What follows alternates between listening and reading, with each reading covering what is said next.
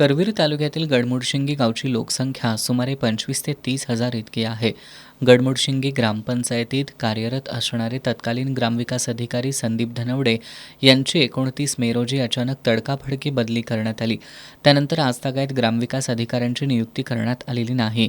राजकीय वादामुळे सुमारे 30,000 लोकसंख्या असलेल्या गावातील ग्रामस्थ सध्या अडचणीत सापडलेत. गेल्या 2 महिन्यांपासून गडमुडशिंगी ग्रामपंचायतीचा कारभार पूर्णपणे ठप्प आहे. याबाबत गडमुडशिंगी ग्रामपंचायतीच्या सरपंच अश्विनी शिरगावे यांच्यासह सदस्य, ग्रामपंचायत कर्मचारी आणि नागरिकांनी जिल्हा परिषदेच्या मुख्य कार्यकारी अधिकारी डॉक्टर जॅस्मिन यांची भेट घेत मागण्यांचं निवेदन दिलं होतं. मात्र निवेदन देऊनही प्रशासनानं दखल न घेतल्यानं सोमवारी संतप्त ग्रामस्थ आणि सदस्यांनी करवीर पंचायत समितीचे सभापती साताप्पा पाटील यांची भेट घेतली. यावेळी काँग्रेसचे तालुकाध्यक्ष रामकृष्ण पाटील यांनी सभापतींनी समन्वय साधून लवकरात लवकर ग्रामविकास अधिकारी द्यावा अशी मागणी केली.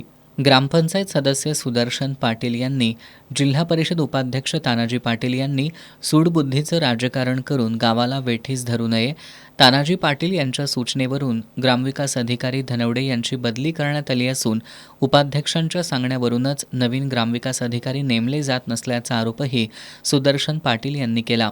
गेल्या 2 महिन्यांपासून ग्रामविकास अधिकारी नसल्यानं ग्रामपंचायत कर्मचाऱ्यांचा पगार थकीत आहे. कचरा व्यवस्थापन ठप्प आहे. पाणी बिल आणि घरपट्टी वसुली न झाल्यानं पाणी योजनेचं वीज बिल भरता आलं नसल्यानं पाणी योजनेचा वीज पुरवठा खंडित करण्यात आल्यामुळं ग्रामस्थांच्या अडचणी वाढल्यात. या गंभीर परिस्थितीची दखल घेऊन गावात ताबडतोब ग्रामविकास अधिकाऱ्यांची नियुक्ती करून गावाला न्याय द्यावा अशी मागणी यावेळी करण्यात आली. सभापती साताप्पा पाटील, उपसभापती दीपाली पाटील आणि गटविकास अधिकारी संदीप भंडारे यांना निवेदन सादर करण्यात आलं. यावेळी सभापती साताप्पा पाटील यांनी लवकरात लवकर तोडगा काढून ग्रामविकास अधिकाऱ्यांची नियुक्ती करण्याचं आश्वासन दिलं.